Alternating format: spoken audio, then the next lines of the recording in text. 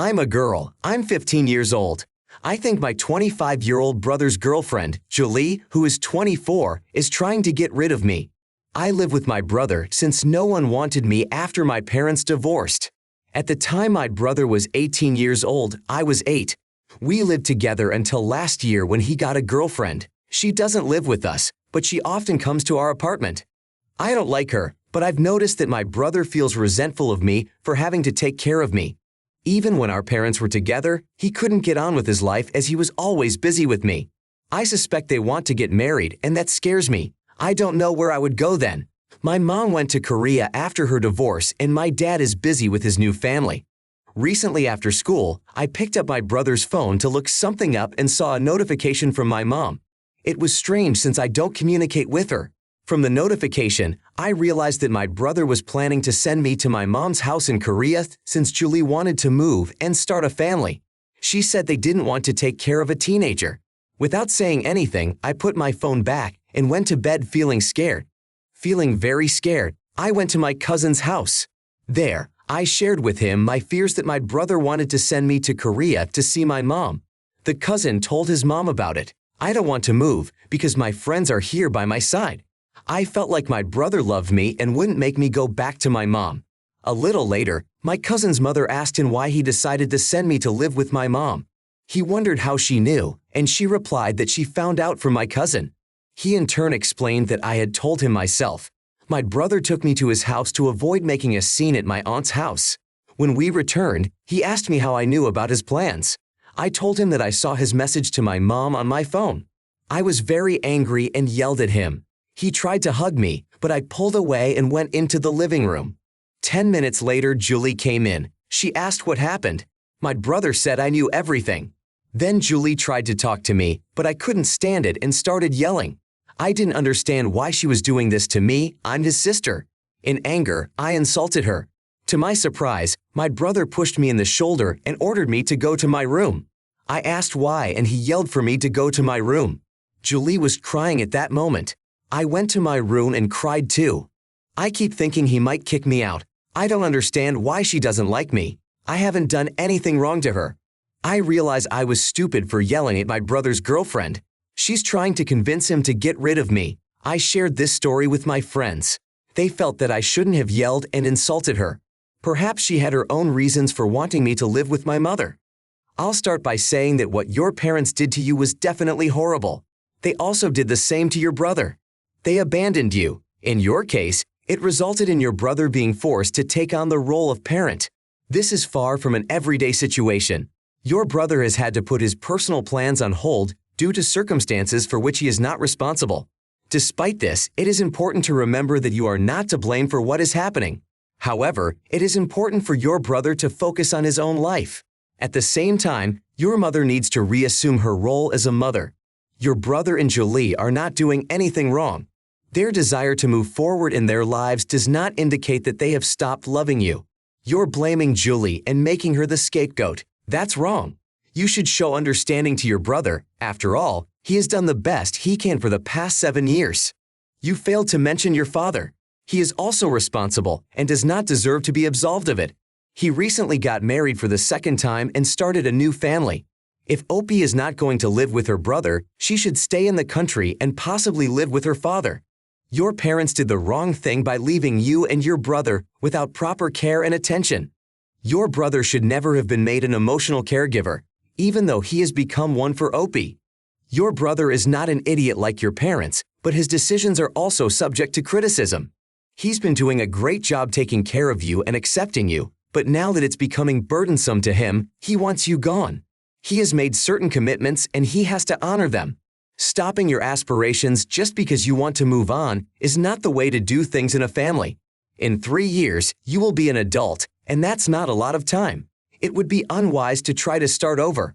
All the adults who were supposed to be there for you and support you have let you down. Next story. My mom is currently engaged, but has not yet revealed her wedding plans. Meanwhile, my wife Lainey loves the festivities. However, she never takes on the role of organizer. The reason is that my mom doesn't give her the opportunity. I realized that Lainey would make a great host, but unfortunately, without guests, her efforts would be in vain. I had previously asked my mom to back off and give others a chance to prove themselves. She replied that Lainey could do it after she died. Even though mom is far from old, she's only something in her early 40s.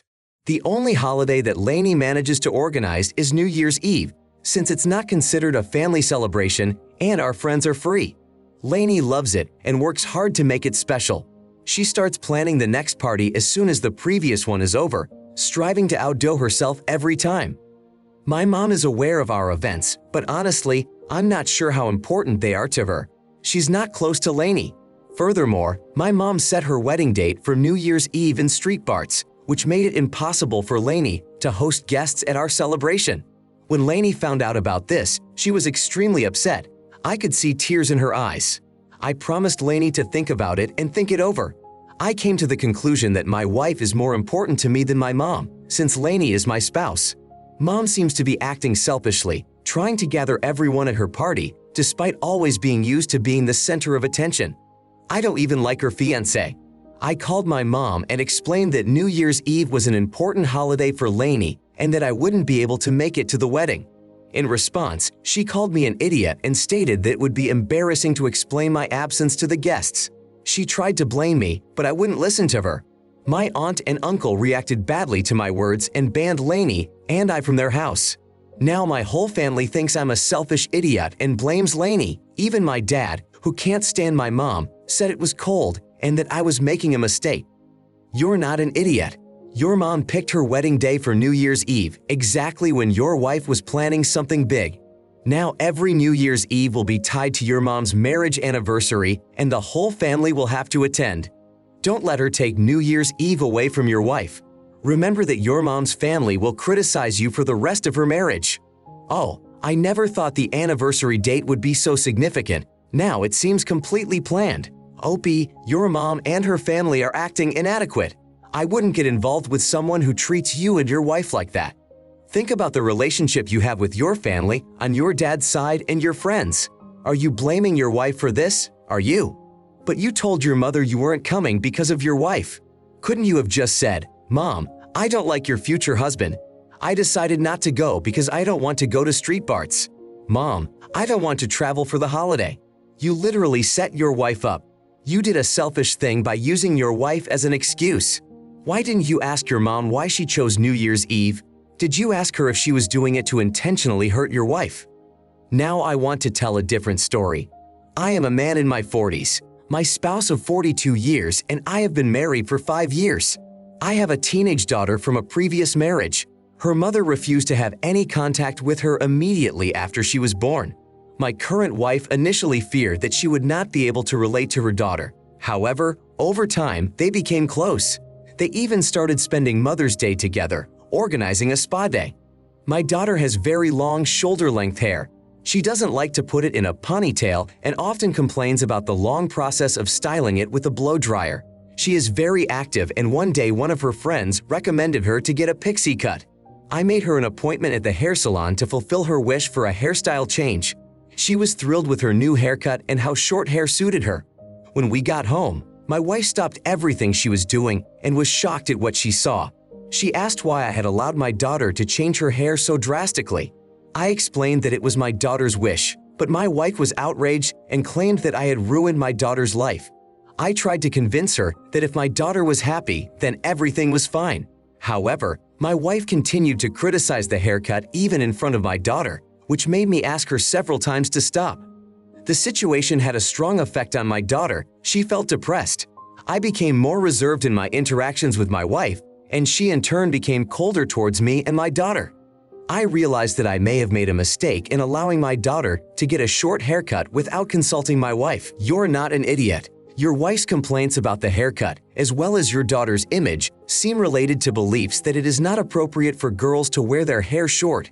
Perhaps she appreciated your daughter's rebellious spirit as long as she conformed to traditional ideas of femininity. Now that your daughter has chosen a more masculine style, this is causing her resentment. Your wife's problem is that she is making your child feel bad about her appearance and choices. This should not be allowed to continue. When I first gave myself a very short haircut in my 20s, my mother didn't understand my choice either. Most of the parishioners at her church even started thinking I was gay because of that haircut. Tell your mother to give her daughter the freedom to choose. It's unclear what's going on with your wife, but her strange beliefs about short hair and rebellious image need to be reconsidered. It increasingly seems that women's fear of girls cutting their hair short is an underlying fear of something else. People who panic about this should stop worrying about such trivial things. Your wife has issues and they need attention. My next story. My husband and I recently purchased our first home. It has 5 bedrooms and 3 bathrooms. A year ago, during the vacations, we decided to take on the role of hosting a few gatherings. From my perspective, it was a real nightmare. I hated every minute of the experience. Never before had I been involved in organizing events. Perhaps I'm just not used to such demands. Growing up, my parents hosted guests, and they were nothing like me. Our guests let kids run and scream up and down the stairs. The kids touched things that didn't belong to them and made a mess without cleaning up after themselves. The parents didn't bring anything to keep the kids occupied and resented that we had nothing for them. They brought their dog and let him run around on the furniture with his shoes on, despite our request not to. Guests would leave trash paper plates lying around idly or rolled into a bowl instead of putting them in the trash can. They would open a few bottles or beverage cans, take just a sip and leave them open. They used new rolls of toilet paper when many open rolls were left available. Only one person asked if we needed help. It was a new friend of my husband's brother, whom we met for the first time. She offered to help us clean up and bring us food. My husband was shocked by his family's behavior and didn't know what to say. I don't blame him for what happened, as he was as much a part of the hosts as I was. But he saw his family with new eyes after talking to his parents, who only laughed at us and said that was the nature of hosting. We came to the conclusion that it was better not to organize such events again. As Easter approached, our in-laws inquired about our plans. My husband announced that we would not be hosting because of unpleasant incidents in the past. His parents were upset by this decision. In our large house, they felt we should have been permanent hosts. We indicated that we were only willing to consider hosting guests in the future if each member of his family was actively involved in the preparation and execution of the meeting. However, they objected that this went against the essence of hospitality, arguing that guests are not expected to contribute if they are invited. Thus, we decided that we would not host a reception. Perhaps I am not cut out for the role of host. But do we really have to refuse to host because of his family's behavior? You're not the idiots they're talking about. They are saying that being involved in the organization defeats the purpose of inviting guests. However, expecting you to handle everything yourself is absurd. Thank them for the offer, but remember the kind of people you are. I have 7 siblings and many nieces and nephews ranging in age from 0 to 30. They all contribute in their own way. Yes, it can be noisy and the kids make messes, but everyone helps organize and clean up. Expecting your husband's family to just show up for you to organize on your own is nonsense. They will never be welcomed back into the house. Oh, it's just basic human decency and manners. Funny. It sounds like they were doing a stress test to see how much you could handle the first time. That way they would know how far they could go with their behavior. I wonder if it was intentional. Either way, you shouldn't back down. If they are always like this, they won't change. If it was a conscious choice, they fully understood that you were being bothered and chose to do so. Let them internalize that. They either think it's perfectly normal or they are intentionally being disrespectful to you. Neither of these problems will be solved by your admission. Hold on to your decision. A story that really surprised me. My parents maintained a warm friendship for many years. They never engaged in a romantic relationship, but they did have a drunken one-night stand in college. I grew up in a family where my parents remained friends. They never sought a romantic relationship. I was often told of their mutual love, even though they were not in love with each other. As a result, they formed a wonderful parental union. When my mother went missing, my father never gave up trying to find her. We still live in the hope that we will someday learn the truth about her disappearance. I spent my childhood in a close-knit family on my mother's side of the family, including my grandmother, grandfather, aunts, and uncles. My father also maintained a warm relationship with them. When I was 4 years old, he met a woman who later became my stepmother, and they married. By the time I turned 7, we had been living together for a year. My stepmother had a son who was 2 years older than me. This boy, my stepbrother, never knew his biological father and did not consider my father as his father. I, in turn, did not consider my stepmother as my mama.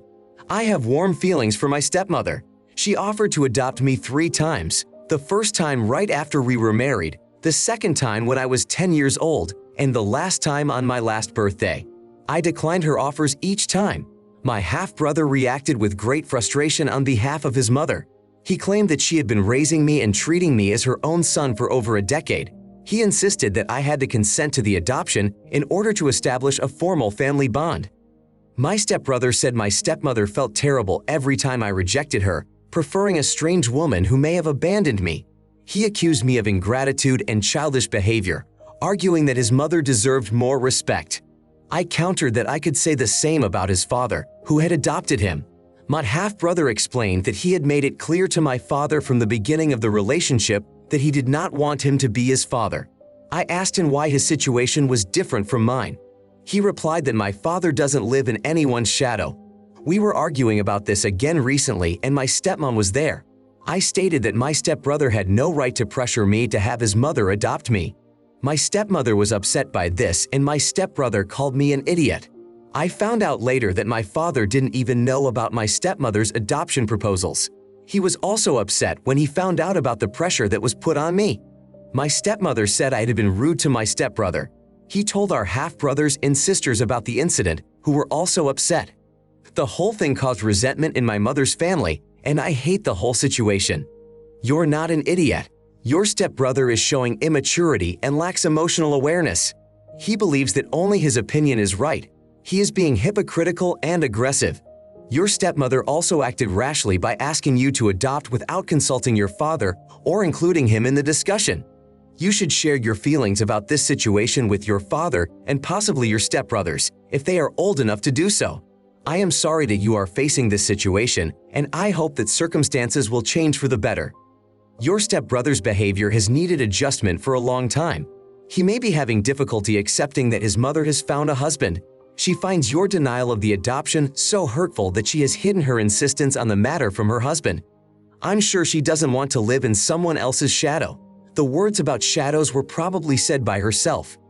Your stepmother has involved her son in her manipulative actions. The next time he tries to pressure you, remember that no is the full and sufficient answer.